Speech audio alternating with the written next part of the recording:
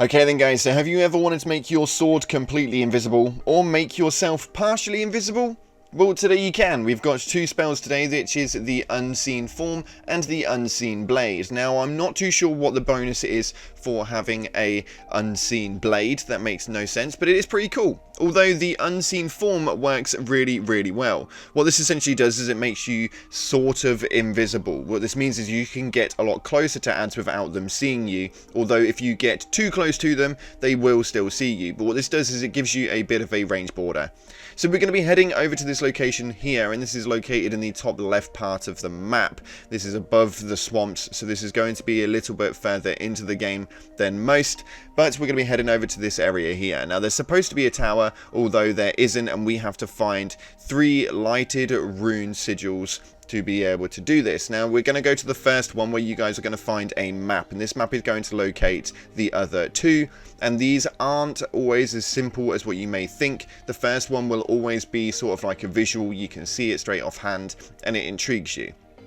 After that, we are going to find that there are 2 more which have got a few hidden tricks up their sleeve. So as we can see, this is exactly what it is that we're looking for right here. This is the giant lighted sigil, and right next to it is a book. We are going to talk to the book, and it is going to give us a map. Now, this map for the mirage riddle is not as simple as you may think. Although it does look pretty simple, this map is a little bit miraged itself. What I mean by this is it's actually on a 90-degree angle, which means it's not exactly where it says it is on the map. You have to kind of turn it round.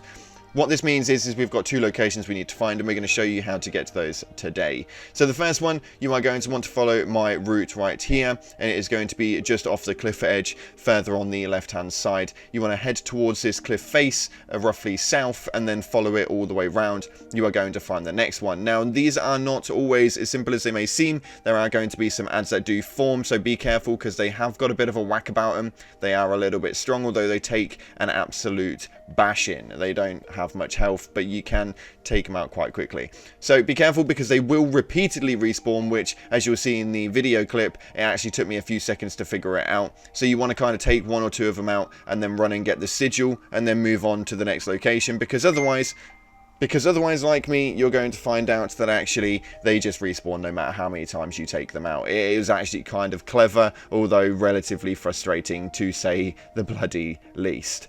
So we're going to go ahead and grab this first sigil right here, and I think this is where I figure out that they actually respawn repeatedly.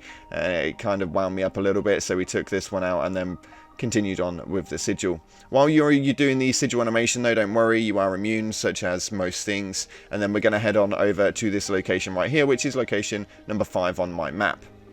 You are going to have to scale up the side of the cliff edge, so best way to get to this is by following the cliff edge around, and once you get to a part where you can jump up, that is going to be the location that you want to maneuver up the cliff face.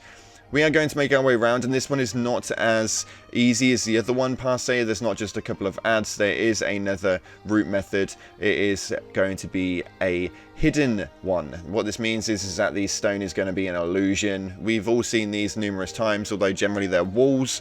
This is going to have a boulder in the middle of nowhere. You're going to want to give it a slap, and it's going to show off the next sigil. You can get that, and then we're going to head on over to the tower. Now, the tower is obviously where it is. You can see it on the map, although it's not really there originally. Once you climb up to the top of the tower, you will notice that there is going to be a tasty little chest, which is going to hold these 2 spells for you guys. So we're going to head on over to the tower right now, which is just here, and we are going to go and find these beautiful miraged unforeseen blade and unforeseen form. Now, these again are kind of weird spells, and I'm not too sure what it is that you'd use all of them for. I think the unforeseen form is quite good for being able to make your way through caves and stuff like that, maybe without being seen so much, but the unforeseen blade is a little bit weird. I don't know why you'd want an unseen blade. It's a bit of a weird one to have, if I do say so myself. I do think it's a little bit of a strange maneuver, but you can see we get to the tower right here,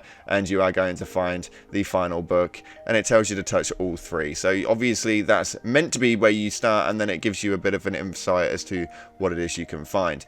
From here, you have got a ladder directly in the middle. If you've got a torch, you'd see it really, really easily. And like myself, I went in completely dark, like a complete noob, and realised that there was a ladder there. So you climb up to the top of the ladder, it's going to take you up to the top of the tower, and you are going to find these 2 sorcery spells. I have actually utilised the unseen form throughout some of my dungeon crawls and stuff like that, and it is really, really cool. Hopefully you guys have enjoyed this, and try and let me know in the comment section what it is that you'd use the unseen blade for.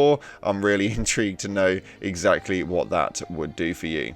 Thanks again for watching, guys. I appreciate all your faces. If you haven't already, slap the like button and subscribe with post notifications turned on. We've just recently hit 25,000 subscribers, which is insane amount of people. And I just want to say a massive thank you for all the support that you guys have given me up until now. Thanks again for watching, guys. Appreciate your faces, and I'll see you in the clouds.